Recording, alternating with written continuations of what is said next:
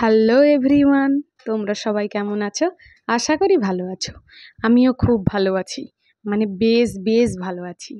আজকে আমার জন্য আসতে চলেছে সারপ্রাইজ। আর সারপ্রাইজ পেতে কার না ভালো লাগে বলো? সারপ্রাইজটা বলছি, দাঁড়াও একটু, চলো সামনের দিকে, চলো দেখতে থাকো, তারপর তো বলছি। এই যে পুরো বাইরে এখন ধানে ভরা, ওই যে যারা দাদারা কাজ করছে ওরা ওদেরই ধান, আর এগুলো আমাদের ধান। এই যে নতুন ফ্যানটা দেখছো, এই স্ট্যান্ড ফ্যানটা কেনা হয়েছে ওই ধানগুলো ওড়ানোর জন্য। কিছু ধান বিক্রি হয়েছে আর কিছু ধান এই যে বাড়িতে রাখা হবে খাওয়ার জন্য। তো সেইগুলোই উড়িয়ে সুন্দর করে বস্তা করে রাখা হবে। তো আজকে অনেক কাজ, তার জন্য মা আমাকে দায়িত্ব দিয়েছে রান্না করার। এবার আমি রান্নাটা বসিয়ে দিয়েছি। তোমরা দেখলে প্রথমেই রান্নাঘরে হাঁড়িটা চাপানোই আছে। এবার আমি জিজ্ঞাসা করতে গেছিলাম যে কী কী মেনু হবে। এবার মেনু সিলেক্ট হয়ে গেছে, মাছ আছে। চলো মাছটা আগে বের করে নিই। ওইখানে এইটা আমাদের বলে খাঁচাই বলি, তো ওই র্যাকটা থেকে বের করে নিই, দিয়ে আগে মাছটা ভেজে নিই। অনেকক্ষণ হয়ে গেল, মাছটা যদি আবার নষ্ট হয়ে যায়।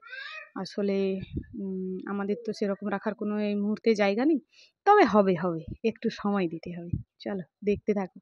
তাহলে এটা আমি আগে ভাজার জন্য আমাকে তো প্যানটা বসাতে হবে। হাতটা ধুয়ে আমি প্যানটা বসিয়ে নিই, তারপরেই তো মাছ ভাজা হবে, তাই না? চলো আগে মাছটা ভেজে নিই আস্তে আস্তে করে। এইবারে আমার শাশুড়ি মাকে বলতে আমার শাশুড়ি মা এসে আমাকে সর্ষেটা বেটে দিল। আজকে আমাদের মেনু ওরকম সেরকম কিছু নেই, ঠিক আছে। ওই যে মাছ দিয়ে ওই টক ঝাল টাইপের, ওটা আমার শাশুড়ির মার কাছ থেকেই শেখা। তো ওইটা রান্না হবে, আর একটা সবজি রান্না করব, আর মাছের টক আগে থেকে আছে। তো এই হচ্ছে মেনু, খুবই সাধারণ। আমি আবার বাচ্চাদের স্নান করাবো, খাওয়াবো, আমার তো অনেক কাজ। আজকে বাবানকে পাঠিয়ে দিয়ে এলাম ওর দাদার বাড়ি, মানে আমার বাবার বাড়ি। এবার কিছু করার নেই, এখানে বাইরে ধান ওড়ানো হচ্ছে। এবার সেখানে অনেক কারেন্ট লাইনও মানে পড়ে আছে বাইরে, সেগুলো তা বাদে ধানের কাজ তো করতেই দেবে না। আবার কারেন্টের ভয়ে সবাই মিলে ডিসিশন নিলাম যে আজকে ও মামার বাড়ি থেকে ঘুরে আসুক, ততক্ষণে কাজও হয়ে যাবে, ওরও সেফটি থাকলো। বাবাকে ফোন করতে এসে নিয়ে গেল ওকে। তার আগে তো আবার তার মধ্যে অনেক কাজের চাপ হয়ে গেছে। উম, মানে আমার ননদেরা আজকে কলকাতা যাচ্ছে। এবার তারা বলছে আসো একটু দেখা করি। দেখা করতে গিয়ে ওদের গাড়ি থেকে আর বাবান কিছুতেই নামবে না। এবার কি করলো, ওকে দশগ্রাম নিয়ে গেল, তার বাবার দোকানে ছেড়ে দিল, তারপর আমার বাবার কাছে আবার পৌঁছালো। ও তো তখন থেকেই যা বলছে আমি কলকাতা যাব, পিপির বাড়ি যাব। কি করে ছোট মানুষকে বোঝাই বলো? এই যে মাছটা আমি ভাজতে বসিয়ে দিলাম, তারপর একে একে রান্নাগুলো চটপট সেরে নিতে হবে। আজকে আবার এত গরম পড়েছে, কি বলবো তোমাদের, মানে এত গরম আর থাকা যাচ্ছে না, কি করে যে থাকবো। এবার বর তার মাঝখানে ফোন করেছিল, বলছে আজ তোমার জন্য একটা গিফট যাবে, তোমার একটা স্বপ্ন পূরণ হবে। আমি বলি কি আবার আসবে? আমার এই যে টক ঝাল রান্নাটা দেখে নাও, কালারটা খুব ভালো এসছে। রান্নাগুলো সব করে নিয়েছি, এই যে জায়গাগুলো অপরিষ্কার এইগুলো আমি গুছিয়ে নিই। এই যে টুকটুক করে গুছিয়ে নিয়েছি, সব কাজগুলো গোছানো হয়ে গেছে। এবার দেখি হঠাৎ গিয়ে বাড়ি রুমের মধ্যে পাপান উঠে পড়েছে ঘুম থেকে। এবার পাপানকে স্নান করিয়ে দেবো, তাই ওখান থেকে জলটা নিচ্ছি, না হলে আবার জল গরম করতে হবে। আসলে টাঙ্কির জলটা থেকে আমি ডাইরেক্ট ওকে স্নান করাই না, ওর আবার একটু বেশি ঠান্ডার ধাত আছে, তার জন্য আমাকে জল গরম হালকা হলেও করতে হবে, না হলে রোদে বসাতে হবে। তার ওগুলোতে আমি আর যাচ্ছি না। এই যে লাইনটা আমাদের ঘরের পুরো পেছনটা থেকে আসে, তো আমি ওই পেছনের লাইনটা মানে গরম হয়ে যায়, তাই সেই গরম জলটার সঙ্গে আর একটু ঠান্ডা জল মিশিয়ে ওটাতেই আমি স্নান করিয়ে দেবো। সব কাজ গুছিয়ে এবার আমাদের খাওয়া দাওয়ার পালা। এই যে মা এখানে ভাত বাড়ছে, এবার ভাতটা বেড়ে দিলে আমি একে একে সবাইকে দিয়ে আমিও বসে যাব। খুব খিদে পাচ্ছে জানো তো, এত খিদে পাচ্ছে আমি বলতে পারবো না, সেই কোন সকালবেলা খেয়েছিলাম। তাই মাকে বলছি একটু তাড়াতাড়ি করো, একটু ভাতগুলো বেড়ে দিই, সবাইকে দিয়ে দিই। হঠাৎ একটা টোটোর আওয়াজ পেলাম, বাইরে বেরিয়ে দেখি ওরে বাবা, আমার বরমশাই তো এখানে আমার জন্য ফ্রিজ এনেছে।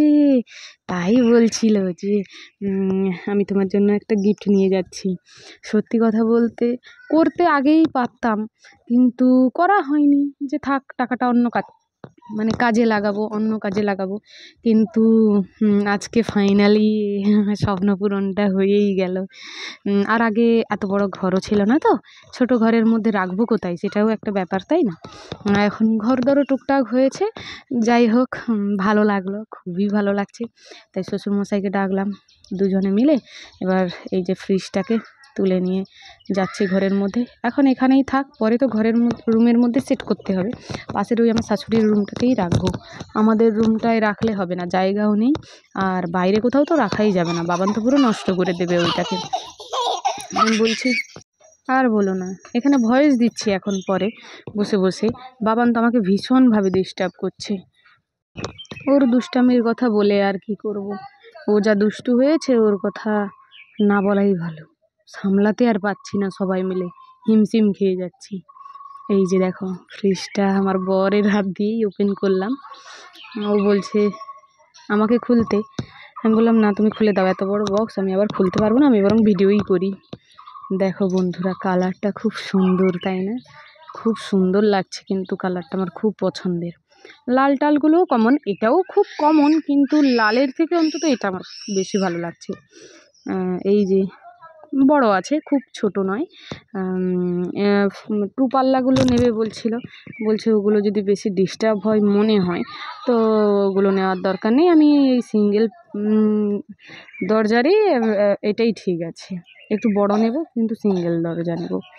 দেখো বন্ধুরা, কালারটা এবার জাস্ট বোঝা যাচ্ছে, ওয়ালপুল কোম্পানি নিলাম, খুব ভালো লাগছে। এই যে অনেকক্ষণ পরে তোমাদের কাছে আসলাম। এখন রাতের বেলা ডিনার হবে, আমি আলু সিদ্ধ ভাত বসিয়েছিলাম, এবার ডিম ভাজা হচ্ছে, এই দিয়েই রাতের খাওয়া হবে। পাপানের শরীরটা ভালো নেই, পাপান খুব কাশছে, ওর খুব কাশি হচ্ছে। আসলে ছোটোবেলার থেকে ওর অল্পতেই ঠান্ডা লেগে যায়, আর ওটা একদম বাড়াবাড়িতে পৌঁছে যায়। এই যে আমার বড় দোকান থেকে চলে এসছে, দিয়ে পুরো লাইন টাইনগুলো চারদিকে ঠিকঠাক করে ও দিদিভাইয়ের সঙ্গে কথা বলছে, আর ফ্রিজটা দেখাচ্ছে। ছোট ছেলেটার জন্য মনটা কেমন করছে। ভালো, চলো সবাইকে গুড নাইট, আবার পরের ব্লগে দেখা হবে, টাটা।